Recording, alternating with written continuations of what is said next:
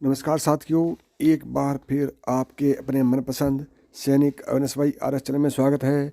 आज चारों तरफ OROP 2 का हो हल्ला हो रहा है। वन रैंक वन पेंशन का जो सर्कुलर सरकार ने जारी किया है, उसको मैं 3 भागों में बांटकर आपको अच्छी तरीके से और बारीकी से समझाऊंगा।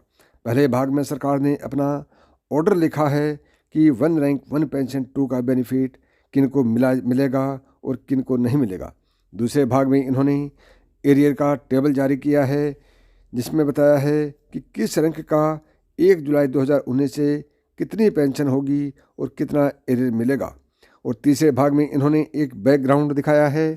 अब आपसे बात करता हूँ कि किसको लाभ मिलेगा और किसको नहीं। सबसे पहला सवाल आता है, क्या प्री मैच्योर जाने वाले जवानों को मिलेगा या नहीं मिलेगा। मेडिकल ग्राउंड पर जो जवान पेंशन गए हैं उनको OROP 2 का एरियर मिलेगा या नहीं मिलेगा।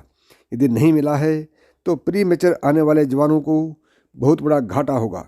अब नहीं मिलता है तो भविष्य में भी प्री मैच्योर आने वालों को नहीं मिलेगा। और कई इम्पोर्टेंट बातें मैं आज आपको बताऊंगा। तब तक जो सैनिक अविनाश भाई आर एस चैनल पर नए आए हैं वो चैनल से जुड़े रहने के लिए सैनिक अविनाश भाई आर एस चैनल को सब्सक्राइब करें, साथ ही बेल बटन को दबाएं व ऑल को दबाएं ताकि मेरे आने वाले प्रत्येक वीडियो का नोटिफिकेशन आपको सबसे पहले मिले। सबसे पहले मैं आपसे बात करता हूं कि इस सर्कुलर में क्या लिखा है। आज सुबह जब मैंने PCDA से बात की है, लेटर में कुछ और लिखा है और PCDA कुछ और ही कह रहा है। PCDA कह रहा है कि प्री मैच्योर की परिभाषा क्या है। 15 साल में जाने वालों को प्री मैच्योर कहेंगे या 20 साल में जाने वालों को कहेंगे, या कलर सर्विस पूरी होने से पहले जो पेंशन चले जाते हैं उनको प्री मैच्योर कहेंगे। और कहा जा रहा है कि प्री मैच्योर जाने वालों को वन रैंक वन पेंशन का बेनिफिट नहीं मिलेगा।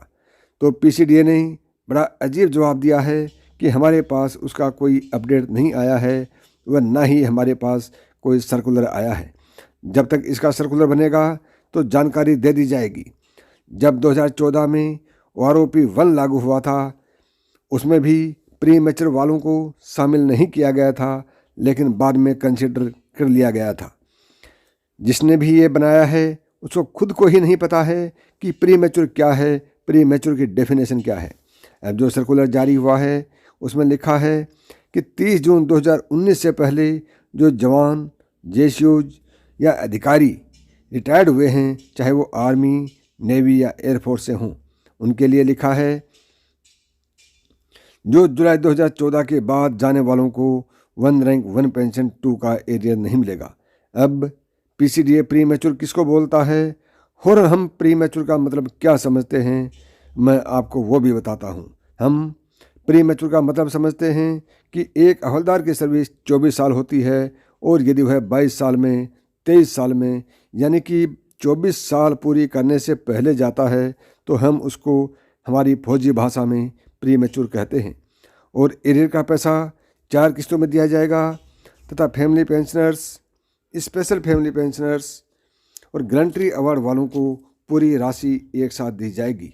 और अब PCDA का जवाब कुछ अलग ही आ गया है कि हमारे पास अभी तक कोई सर्कुलर नहीं आया है और जब तक सर्कुलर नहीं आएगा तब तक हम कुछ भी कहने की हालत में नहीं हैं।